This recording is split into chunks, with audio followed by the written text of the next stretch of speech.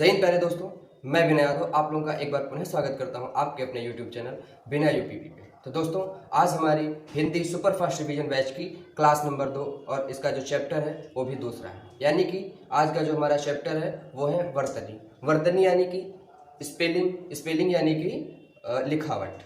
तो दोस्तों, आज हम लोग पढ़ेंगे अपना जो चैप्टर नंबर 2 है वर्तनी। वर्तनी में क्या पढ़ना है? वर्तनी में मतलब हम लिखते कैसे हैं, लिखावट क्या है और अशुद्धियाँ हमारी इसमें क्या होती हैं। क्योंकि प्रायः ये होता है कि हम पढ़ते हैं सही लेकिन लिख देते हैं, उसमें थोड़ी थोड़ी सी माइनर मिस्टेक हो जाती हैं। और ये चैप्टर भले ही छोटा है लेकिन आपको प्रत्येक एग्जाम में कम से कम 2 क्वेश्चन दे के जाता है।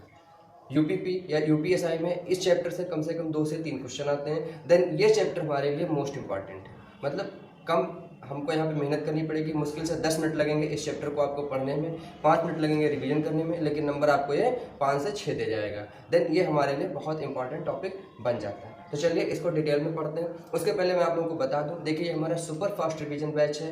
देन यहाँ पर हम ज़्यादातर फोकस डेफिनेशंस पे ना करके कॉन्सेप्ट पे और ट्रिक्स पे ही करेंगे। क्योंकि डेफिनेशन पढ़ के सिलेक्शन नहीं होता है, स्मार्ट स्टडी से सिलेक्शन होता है। और स्मार्ट स्टडी हमारी ये कहती है कि कम समय में ज़्यादा पढ़ो और अच्छा पढ़ो।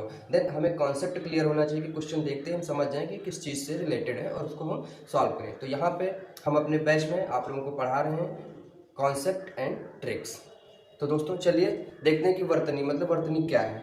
तो देखिए, सबसे पहले मैं आप लोगों को बता दूँ, किसी शब्द को लिखने के लिए, जैसे कोई एक शब्द लिखा है, जैसे वर्तनी ही ये लिखा है, तो इस वर्तनी शब्द को लिखने के लिए इसमें प्रयुक्त अक्षरों और मात्राओं की जो रीति है उसे ही हम वर्तनी कहते हैं। एक जो सीक्वेंस होता है, एक जो क्रम होता है, उसे ही हम वर्तनी कहते हैं। ऐसे तो अगर हम जैसे वर्तनी शब्द ये जो है इसे हम लिख देते हैं वातरनी, ऐसे लिख देते तो क्या ये वर्तनी पढ़ा जाता? ये कभी नहीं वर्तनी पढ़ा जाता। क्यों? क्योंकि यहाँ पे जो मात्राओं का और वर्णों का जो क्रम है वो क्लियर नहीं है। तो वर्णों और मात्राओं के सही क्रम, किसी शब्द को लिखने के लिए वर्णों और मात्राओं के सही क्रम को ही वर्तनी या लिखावट कहा जाता है। तो दोस्तों, ये हो गई आपकी वर्तनी यानी कि वर्तनी की परिभाषा। अब इसमें हम पढ़ेंगे क्या? तो बेसिकली इसमें हम पढ़ेंगे वर्तनी की अशुद्धियाँ, क्योंकि यही आपके पेपर में आती हैं। इससे ज़्यादा और कुछ इस चैप्टर से आता नहीं, बस हमारी जो वर्तनी की अशुद्धियाँ होती हैं वही आती हैं। ये कितने प्रकार की होती हैं? तो ये 3 प्रकार की होती है। कौन कौन सी होती हैं? देखिए, वर्तनी की जो अशुद्धियाँ हैं ये 3 प्रकार से होते हैं। अगर बाय द वे पेपर में पूछ ले कि कितने प्रकार की होती है, तो आप ये लिख सकते हैं कि 3 प्रकार की होती है। कौन कौन सी? तो स्वर संबंधी अशुद्धियाँ। कौन सी? स्वर संबंधी शुद्धियाँ। और ये होती हैं व्यंजन संबंधी शुद्धियाँ, और ये होती हैं मात्राओं से संबंधित। कौन सी? मात्राओं से। इसके अलावा कोई और चीज़ होती हो तो आप लोग मुझे बता सकते हैं कमेंट बॉक्स में। आप लोगों को एक बात और मैं बता दूं कि देखिए, मैं कोई भी चैप्टर पढ़ाऊंगा तो उस चैप्टर से रिलेटेड पूरी की पूरी क्विज, पूरी की पूरी एक्सरसाइज आपको हमारे टेलीग्राम चैनल विनय यूपीपी में मिल जाएगी, जिसका लिंक आपको डिस्क्रिप्शन बॉक्स में मिल जाएगा। और अभी आप उसे यहाँ पर स्क्रीन पर देख भी रहे होंगे, मतलब आप उसे स्क्रीन पर अभी देख रहे हैं हमारे टेलीग्राम चैनल को। तो आप जल्दी से उसे ज्वाइन कर लें। हमारी क्लास के तुरंत बाद वहाँ पर आपको क्विजेस मिल जाएंगे, आप उससे अपनी एक्सरसाइज करके अपने चैप्टर को और क्लियर कर सकते हैं। तो दोस्तों चलिए अब फिर से शुरू करते हैं अपना ये जो चल रहा है। देखिए, इसका सबसे ज़्यादा एक अच्छा फार्मूला होता है, वो मैं आपको बताऊं। देखिए, वर्तनी अशुद्धि यहाँ पे मैं पढ़ाऊँगा, आप लोग पढ़ लेंगे, समझेंगे बहुत अच्छे से। लेकिन आप लोगों को परमानेंटली अगर वर्तनी अशुद्धि को दूर करना है, लिखावट की जो आपकी अशुद्धि है उसे आपको अगर परमानेंटली रिमूव करना है, देन एक मैं आपको फार्मूला बताऊंगा।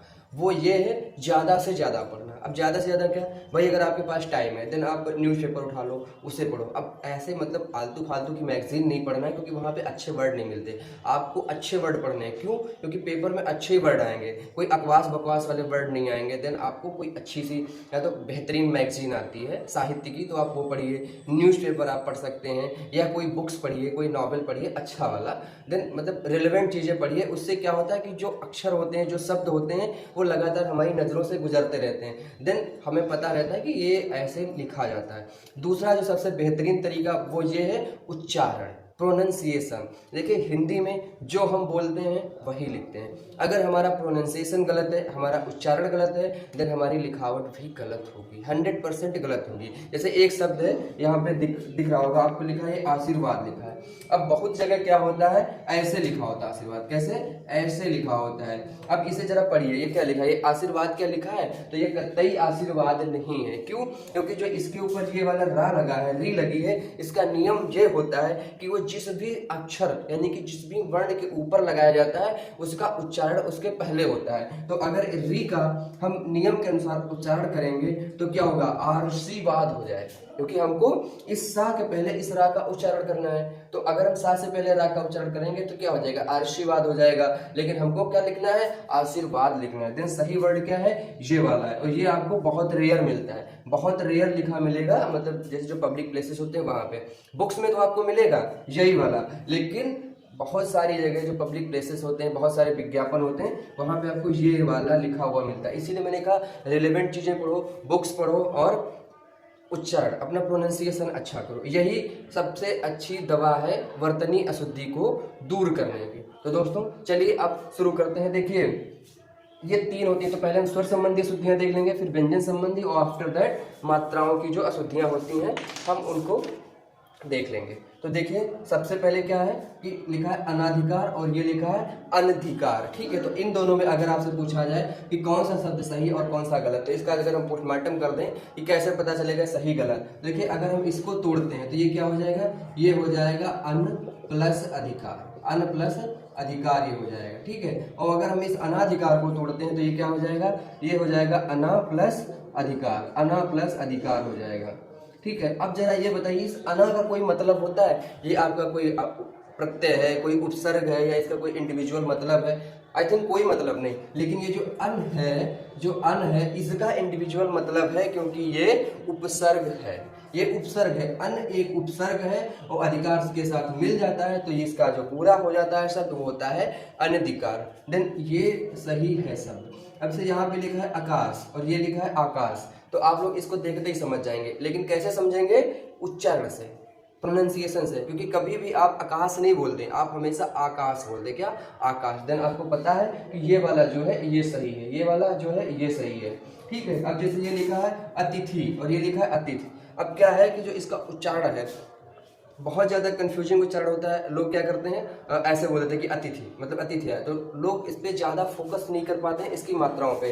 और ये क्या है, ये मात्रा संबंधी अशुद्धि। कौन सा मात्रा, अब मात्राएं तो सारी स्वर की होती, व्यंजन की तो कोई मात्रा नहीं होती, ठीक है। तो ये मात्राओं संबंधी अशुद्धि हमारी है। यहाँ पे क्या लिखा है, अतिथि, और यहाँ पे लिखा है अतिथि, ठीक है। तो ये वाला जो है अतिथि जो है ये गलत है, और जो अतिथि है ये वाला शब्द हमारा सही है। अब जैसे आगे क्या लिखा है, बहुब्रीहि, ये लिखा है बहुब्रीहि, और आगे ये क्या लिखा है, ये लिखा है बहुब्रीहि, बहुब्रीहि लिखा है और ये लिखा है बहुब्रीहि। तो इन दोनों में अगर पूछा जाए तो आप क्या बोलेंगे, ये वाला सही है भाई, क्योंकि लगातार तो आप लोग ये देखते आ रहे हैं कि इधर की सही है इधर के गलत हैं, तो आप लोग इसको बता देंगे कि ये जो बहुब्रीहि लिखा है ये सही है। देन लेकिन ये बहुब्रीहि गलत है, ये वाला सही है। ये बहुब्रीहि होता है, क्या होता है, बहुब्रीहि होता है, ना कि बहुब्रीहि। बहुब्रीहि नहीं होता है, बहुब्रीहि होता है, इसलिए ये सही है ये गलत है। जैसे लिखा है दुरावस्था और ये लिखा है दुर्वस्था, क्या, दुरावस्था और दुर्वस्था। देखिए अगर आपको कोई चीज समझ में नहीं आ रही देन आपको एक काम करना है, क्या, सिंपल एक काम करना है, और वो काम है उसको तोड़ लेना। कोई भी शब्द दिखे आप उसका संधि विच्छेद कर दीजिए, उसको तोड़ दीजिए वर्णों के आधार पे। जब दोनों शब्द टूटेंगे तो आपको दो चीजें मिलेंगी, या तो दोनों शब्दों का कोई इंडिविजुअल मतलब होगा, मतलब दोनों शब्दों का कोई इंडिविजुअल अर्थ होगा, अलग अलग अर्थ होगा। अगर अलग अलग नहीं अर्थ हो रहा देन कोई एक शब्द प्रत्यय या उपसर्ग होगा, दोनों में से कोई एक शब्द प्रत्यय या उपसर्ग होगा, और उसके बाद ही वो किसी एक नए शब्द का निर्माण कर सकते हैं। अगर वो प्रत्यय उपसर्ग नहीं है या उनका कोई इंडिविजुअल अर्थ नहीं है देन वो शब्द गलत है, ठीक है। इस बात को हमेशा नोट रखिएगा, क्योंकि फिर उसके बाद वो शब्द गलत हो जाएगा, उसका कोई मतलब नहीं रह जाएगा, ठीक है। तो उसके बाद इसे लिखा है हस्ताक्षेप, लिखा क्या, लिखा हस्ताक्षेप, और ये क्या है, हस्तक्षेप। तो ये हस्तक्षेप जो है ये सही है, हस्तक्षेप सही है, हस्ताक्षेप नहीं सही है। आशीर्वाद का मैंने आपको बता दिया कि ये लिखा है आशीर्वाद और ये होता है आशीर्वाद, तो आशीर्वाद सही होता है, आशीर्वाद सही नहीं होता है, ठीक है। अब जैसे अगर मैं आप लोगों को चार यहाँ पे ऑप्शन दे रहा हूँ और उसके बाद मैं पूछूंगा कि इसमें से क्या सही क्या है। जैसे लिखा है अष्ट अष्ट अष्ट, देखिए अष्ट अष्ट और ये लिखा है अष्ट। अब बताइए इनमें से, इन तीनों में से सही क्या है? इन तीनों में से अगर जो लिखे हैं सब, इसमें अगर पूछा जाए कि इन तीनों में से क्या सही है, ये लिखा है अष्ट, ये लिखा है अष्ट और ये लिखा है अष्ट। अब बताएं इन तीनों में से क्या सही है? तो आप लोग आराम से बता देंगे कि ये वाला जो अष्ट है ये सही, क्योंकि इसका मतलब 8 होता है, जबकि ये गलत है और ये गलत है। तो यही होती है वर्तनीय शुद्धि। तो देखिए ये चैप्टर बहुत छोटा है, लेकिन ये चैप्टर आपके लिए बहुत ज़्यादा इंपॉर्टेंट है। मैं बार बार इसे इसीलिए कह रहा हूँ। देखिए ये आज की क्लास बहुत छोटी हो जाएगी क्योंकि चैप्टर ही छोटा है। कल की क्लास आपकी संधि की रहेगी, बड़ा चैप्टर है। उसके बाद प्रत्यय उपसर्ग रहेगा, बड़ा चैप्टर है। समास है, बड़ा चैप्टर है। लेकिन ये सबसे छोटा चैप्टर आपका है और यहाँ पे आपको सबसे ज़्यादा कम मेहनत में सबसे ज़्यादा मार्क्स मिल सकते हैं। भाई देखिए आप 5 मिनट में इस चैप्टर को ख़त्म कर लेंगे, क्योंकि ये बेसिकली डिपेंडेंट है आपके पहले के ज्ञान पे। आपने पहले क्या पढ़ रखा उस पर, और आप उसके बाद क्या पढ़ेंगे उस पर डिपेंडेंट है ये पूरा चैप्टर। लेकिन यहाँ से आपको नंबर बहुत ज़्यादा मिल जाएंगे, ठीक है। तो दोस्तों आज की क्लास जो हमारी है, जैसे इधर बहुत सारी लिखी है, जैसे लिखा है ये वेश्या और ये लिखा है वैश्य, ये लिखा है वेश्य और ये लिखा है वैश्य। तो देखिए इनका मतलब होता है व्यापारी, ये होता है व्यापारी। तो इस वेश्य का मतलब ये गलत है, लेकिन ये वाला जो वैश्य लिखा है इसका अर्थ सही है। अब यहाँ पे जैसे लिखा है वैश्या और ये लिखा है वेश्या, ठीक है। ये लिखा है वैश्या, ये लिखा है वेश्या। अब क्या है, आदमी यहाँ पे कंफ्यूज हो जाएगा। कंफ्यूज कैसे हो जाएगा? वो इसको ये वाला समझ लेगा, पर ये वैश्य और वैश्या में फर्क है। यहाँ पे अगर ये हटा दे रहे हैं तब तो ये व्यापारी हो जाएगा, लेकिन यहाँ पे अगर ये लिख देते हैं तब ये फिर व्यापारी नहीं होगा, फिर वो दूसरी वाली हो जाती हैं, ठीक है। वैसे आप लोग समझ रहे हैं, ठीक।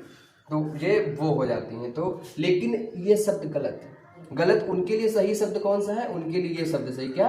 वेश्या। उनके लिए लिखा जाता है ये वेश्या, ठीक है। लेकिन बेसिकली क्या है, हम लोग पढ़ इसको लेते हैं, वैश्या पढ़ लेते हैं, लेकिन वैश्या ना होके ये वेश्या होता है। जैसे ये लिखा है शताब्दी, क्या लिखा है? शताब्दी लिखा है, लेकिन कभी भी शताब्दी नहीं लिखा जाता, लिखा जाता है शताब्दी। शताब्दी ये सही अक्षर होता है। दोस्तों आज की क्लास में इतना ही। फिर जब हम अपनी कल की क्लास लेके आएंगे तो उसमें आप लोगों को हम संधि पढ़ाएंगे।